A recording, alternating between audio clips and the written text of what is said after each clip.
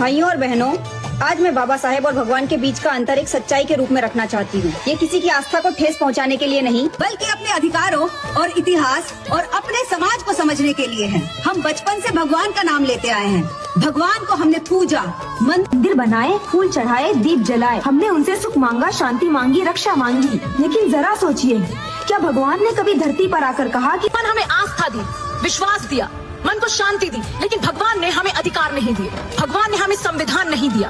भगवान ने हमें भीख में कुछ नहीं दिया। फिर भी हमें मंदिरों में जाने नहीं दिया गया।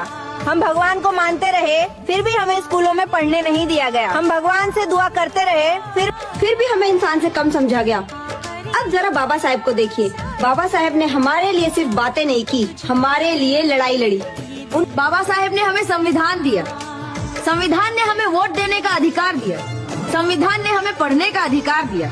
जहाँ भगवान पर आस्था रखना सिर्फ पूजे जाते हैं, वहीं बाबा साहेब ने हमें पूजा नहीं। भगवान मंदिर में है, लेकिन बाबा साहेब हमारे जीवन में है। भगवान से हमने मांगा, बाबा साहेब ने हमें दिलाया। भगवान से हमने प्रार्थना की, बाबा साहेब ने हमें शक्ति दी। भगवान ने हमें उम्मीद दी, बाबा साहेब ने हमें हक दिया।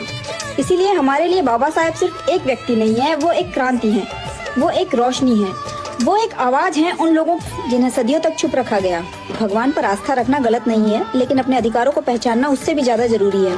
भगवान हमें सहने की ताकत देता है और बाबा साहेब हमें अन्याय के खिलाफ खड़े होने की ताकत देते हैं। इसीलिए कहा जाता है भगवान आस्था का प्रतीक है और बाबा साहेब अधिकारों के निर्माता हैं। हम भगवान को दिल से मानते हैं, लेकिन बाबा साहेब को हम अपनी जिंदगी से मानते हैं, क्योंकि बाबा साहेब ने हमें सिर्फ जीना नहीं सिखाया, उन्होंने हमें इंसान बनकर सम्मान से जीना सिखाया। भाइयों और बहनों, मेरे वीडियो अगर आपको अच्छी लगे तो वीडियोस लाइक करना, कमेंट करना और शेयर कर हर व्यक्ति तक